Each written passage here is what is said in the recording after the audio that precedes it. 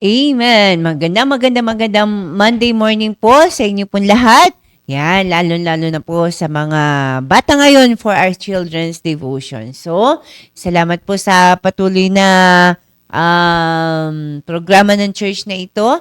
Ayan, so sa mga nasa Facebook Live na po ay, sino na po yan? Good morning po, Ma'am Apple, Ma'am Heidi. Yan, good morning po sa inyo po lahat. At sa mga wala pa naman po ay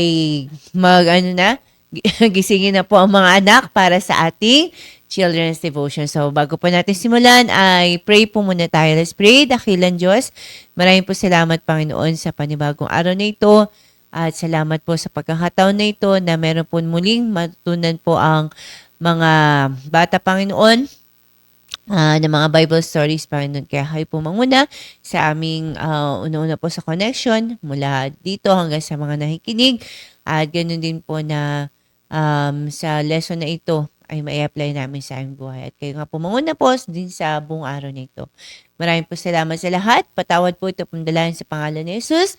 Amen! So, excited na po tayo para sa ating devotion po ngayon.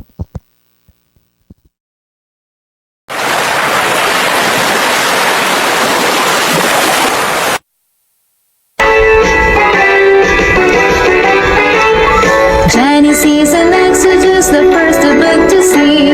Leviticus and Numbers, Deuteronomy, Joshua, Judges, Ruth, First and Second Samuel, First and Second Kings, First and Second Chronicles, Ezra, Nehemiah, Ezra, Job, and Psalms, Proverbs, Ecclesiastes, Song of Solomon, Isaiah, Jeremiah, Lamentations, Ruth, Ezekiel, and Daniel, Hosea, Joel, Amos, Obadiah, Jonah, Micah, Nahum, Habakkuk, Zephaniah, Haggai, Zechariah, and Malachi.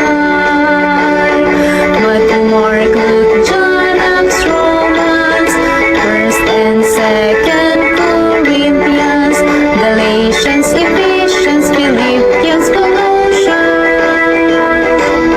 First and Second Thessalonians, First Timothy, Second Timothy, Titus, Philemon, Hebrews, James, First Peter, Second Peter, First, Second, Third John, Jude, and Revelation.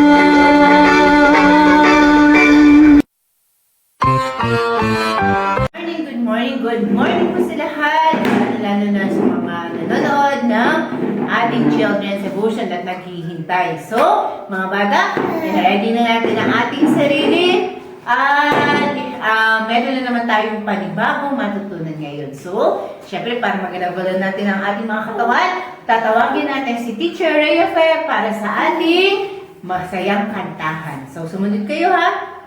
Ayan, good morning sa inyong mga bata. At syempre, hindi lang sa mga bata, kundi sa mga nanonood ngayong umaga. So ngayon, alam ko, excited na kayo makinig ng kwento or salita ng Diyos.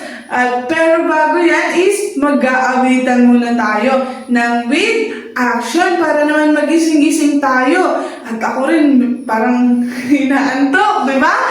Kaya kailangan maging energies mo tayo bago tayo para hindi tayo antokin sa pakikinig ng salita ng Diyos. At maging handa yung ating puso. Sige, awit tayo. Awitin natin yung sino nakakaalam. Sumunod, sumunod, sumunod. Diba? Alam niyo kasi pinapakanta yun ng mga Sunday school teachers. Sige, awitin muna natin. At gusto ko sabayan niyo si teacher para kayo rin is alam niyo yung at alam niyo yung kantang yun. Sige, awitin. Sumunod, sumunod, sumunod. Ready? Sing! Sumunod, sumunod, sumunod. Nais ng Panginoon, sumunod. Sumunod, sumunod, sumunod. Nais ng Panginoon, sumunod. Matigas na ulo. Hindi niya gusto kung kaya sumunod, sumunod, sumunod. Nais ng Panginoon, sumunod, isa pa. Sumunod, sumunod, sumunod. Nais ng Panginoon, sumunod. Sumunod, sumunod, sumunod. Nais ng Panginoon, sumunod. Matigas na ulo, hindi niya gusto kung kaya sumunod, sumunod, sumunod. Nais ng Panginoon, sumunod. Ayan. So, diba, napakaganda namin din. Hindi, sumunod lang tayo. Saan? Sa Panginoon.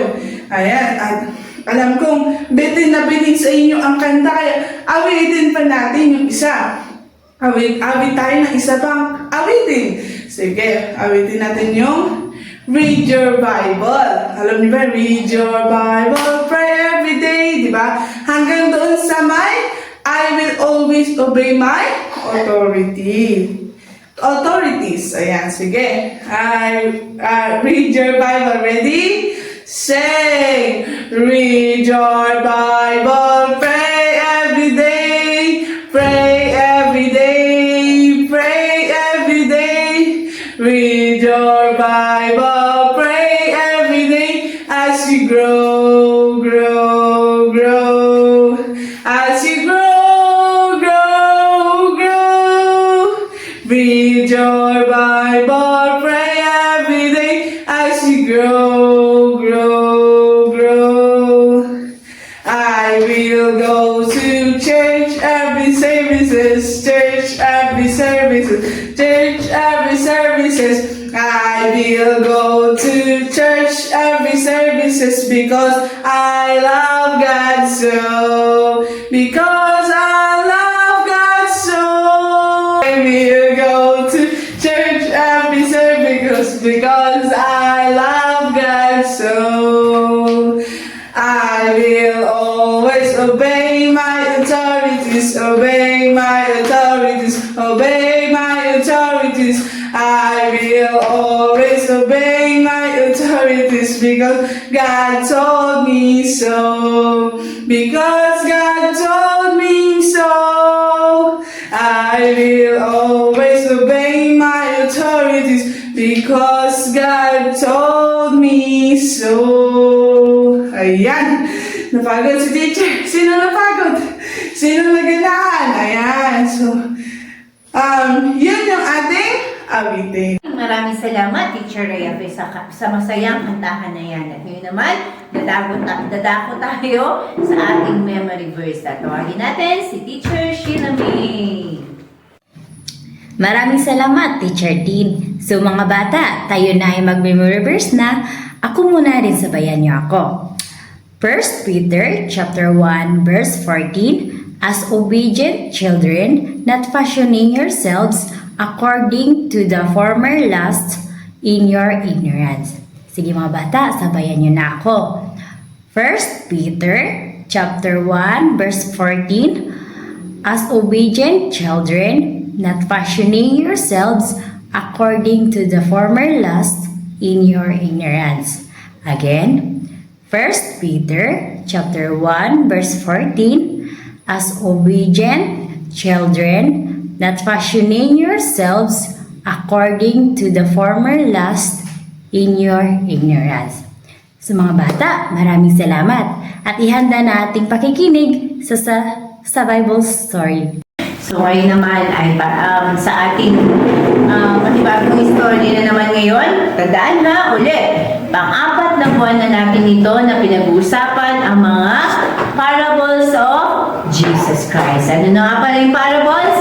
Earthly story with heavenly meaning. Yan yung mga kwento ni Jesus Christ na merong makalangit na kabuluhan. So sa buong buwan na ito, kung kayo ay patuloy na nakikinig, sa buwan ng April, pinag-uusapan natin about being obedient and prayerful. Yan dapat yung ating maitatak sa puso isipan natin na tayo'y sumusunod at parating nag-pray. O, di ba? Yung ano ninyo, yung kantahan natin kay Ma'am Rhea Fay kanina. Ngayon naman, ay sa panibagong parables na naman, panibagong kwento na naman ni Jesus Christ, ay habang nakaupo siya, maraming nakikinig kay Jesus Christ, merong isang disciple niya na sumusunod sa kanya, nagtanong, sabi sa kanya, Panginoong Jesucristo, Jesus Christ, turuan mo naman kami mag-pray. Kaya naman, ay tinuruan sila mag-pray ng Panginoon. Ito ha, tandahan niyo ito. Sa ating prayer ay anong spelling ng Acts? A-C-T-L-S. May ibig sabihin yan. Tandaan ha?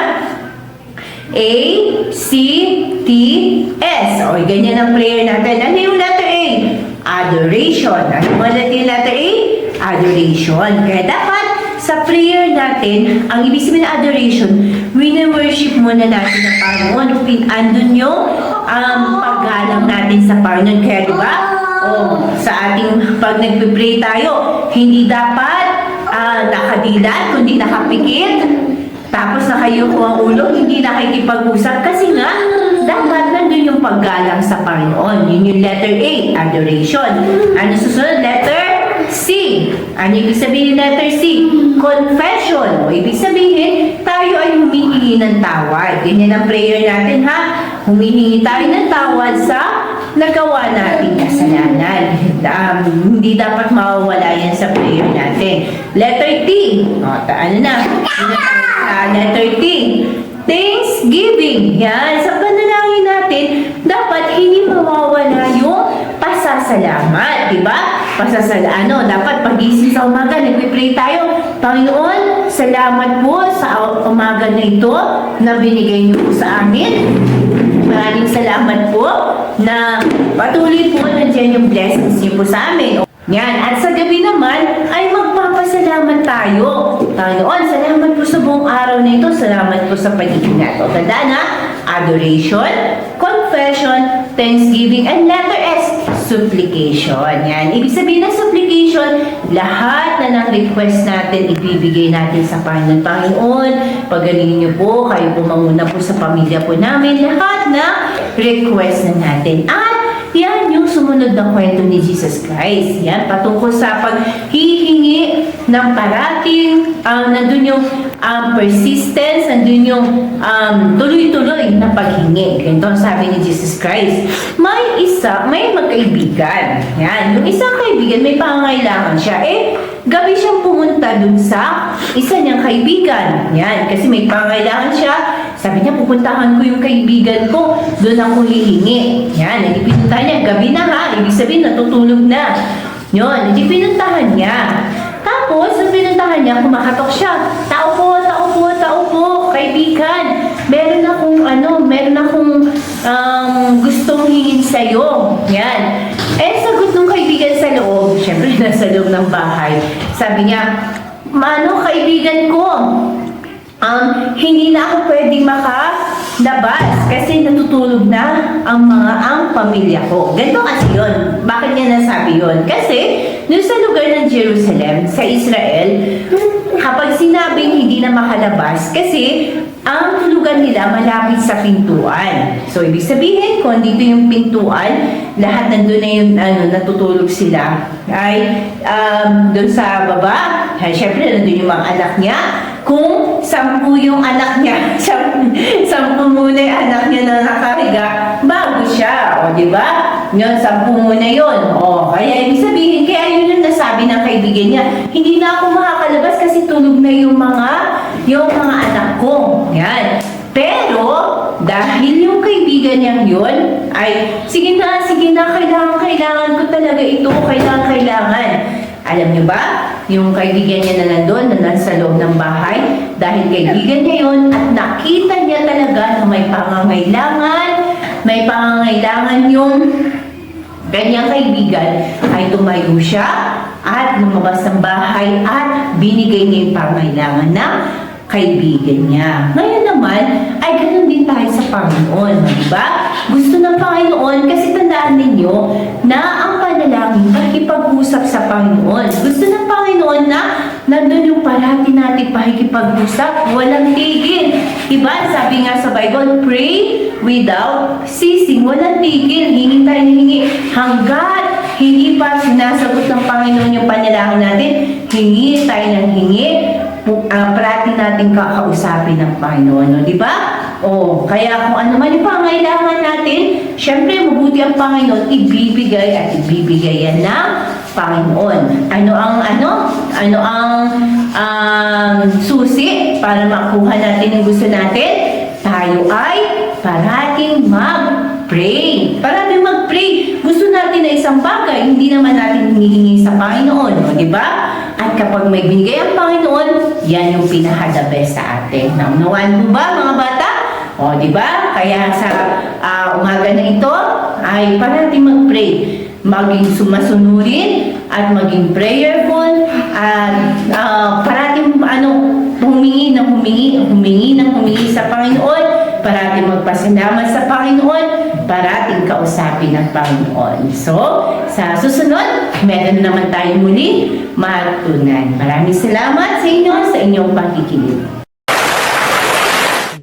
Yan, amen. So, sa mga bata, sa natutunan natin ngayon ay patungkol sa parating mag-pray. Yan. Hanggat hindi natin nakukuha yung gusto natin, pray tayo ng pray. And, syempre, meron mga pagkakataon na talagang binibigay na Panginoon na sagot sa panalangin natin ay hindi ayon sa atin kasi yun yung the best sa atin. So, sa natutunan natin, katulad na yung magkaibigan, kahit nahihirapan na yun na sa loob ng bahay na ibigay yung pangailangan ng kaibigan niya kasi hindi nga madali sa ganong sitwasyon.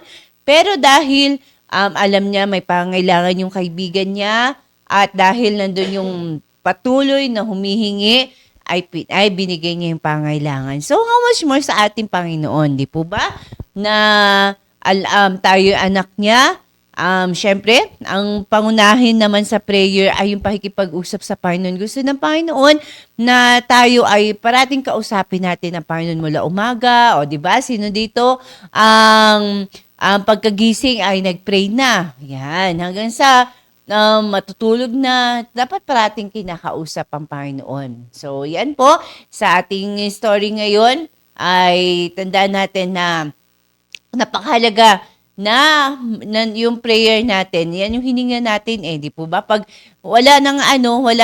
kapag hindi ka nag-pray, walang hininga, di ba patay yung ating buhay Kristiyano. So, maraming salamat sa mga bata na nakikinig. Siyempre, hindi lang naman po mga bata, salamat po sa patuloy na patnubay po ng mga nakikita ko po dito sa Facebook. Yan, kay Ma'am Sheila, good morning po. Thank you po sa kay Nina Lina. Yan, thank you po sa panood. Kay Ma'am Margie, kila mama po dyan sa bahay. Si Micah May. Yan, tapos si Sir John Harold Bigornia. Yan, maraming salamat po sa patuloy na pakikinig. So, maging excited tayo. Next week ay muli meron na naman tayong bagong matutunan. So, sige, pray na po tayo. Let's pray. Dakilan Diyos, maraming po salamat, Panginoon, sa natapos pa namin na devotion.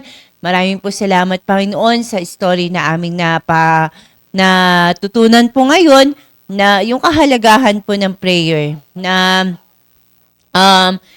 hindi lang po dapat sa may pangailangan, kundi talagang nandiyan po yung pasalamat at pakikipag-usap po sa inyo. Kaya maraming po salamat na sa pamamagitan po ng prayer, nakakausap po namin kayo. Kaya kayo po manguna po sa buong araw na ito. Pag-iingat nyo po at ganoon din po na patuloy na maging masaya po kayo sa aming buhay. Maraming po salamat sa lahat. Patawad po ito pong dalangin sa pangalan ni Jesus. Amen. So,